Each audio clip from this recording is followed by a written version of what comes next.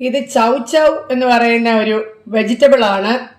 ഒരുമാതിരി ഓമയ്ക്ക പോലെ ഇരിക്കും, പക്ഷെ അതിലും ടേസ്റ്റിയാണ്. നമ്മളിത് വെച്ചിന്നൊരു കറി ഉണ്ടാക്കാം. ഇതിൻ്റെ തൊലി ചെത്തി അത് വൃത്തിയാക്കി എടുക്കുക.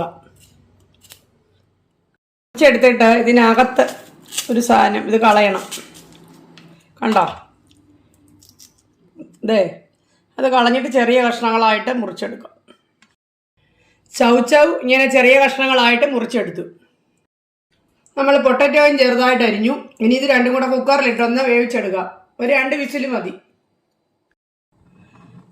ഇത് കുക്കറിലോട്ടിട്ട് കുറച്ച് മഞ്ഞൾപ്പൊടി ഇട്ട് നമുക്കൊന്ന് ഇളക്കിയതിന് ശേഷം 2 വിസിൽ അടുപ്പിച്ചിങ്ങെടുക്കാം. ചൗചൗവും ഉരുളക്കിഴങ്ങും വേവുന്ന സമയം കൊണ്ട് നമ്മളൊരു ചീനച്ചട്ടിയിൽ കുറച്ച് വെളിച്ചെണ്ണ ഒഴിച്ച് സബോള വഴറ്റുകയാണ്. അതിലോട്ട് ഞാൻ ഒരു കഷ്ണം ഇഞ്ചി അരിഞ്ഞതും കൂടെ വഴറ്റുക. 2 ടൊമാറ്റോ ചെറുതായിട്ട് കട്ട് ചെയ്തതും കൂടെ ഇതിൻ്റെ കൂടെ ഇട്ട് നമുക്ക് വഴറ്റാം.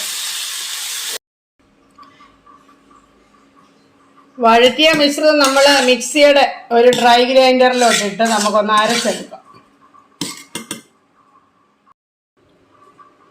അതേ ചീനച്ചട്ടിയിലേക്ക് വീണ്ടും 1 ടീസ്പൂൺ വെളിച്ചെണ്ണ ഒഴിച്ച് നമുക്ക് കുറച്ച് സബോള ഇട്ടൊന്ന് വഴറ്റാം.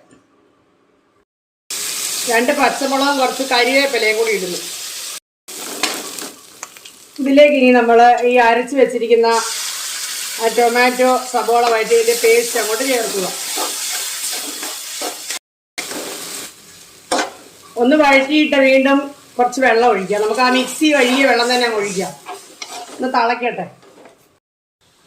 ഇതിലേക്ക് കുറച്ചുകൂടെ മഞ്ഞൾപ്പൊടി ഇടാം. കുറച്ച് മുളക് പൊടിയും കൂടി ഇടുക. 1 ടീസ്പൂൺ മല്ലിപ്പൊടിയും കൂടി ഇടാം.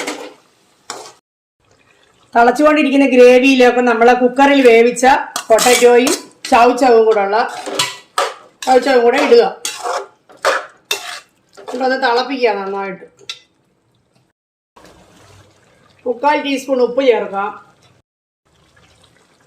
കുറച്ചും കൂടെ വെള്ളം ചേർത്ത് നമുക്ക് ഡൈല്യൂട്ട് ആക്കാം.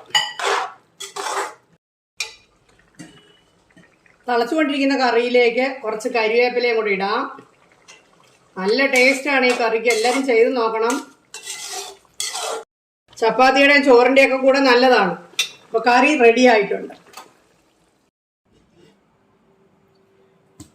നമുക്കത് ഈ കറി ചപ്പാത്തിയും കൂടെ കഴിക്കാൻ പോവാണ്. നല്ല ടേസ്റ്റിയാണ്. എല്ലാവരും ചെയ്ത് നോക്കണേ.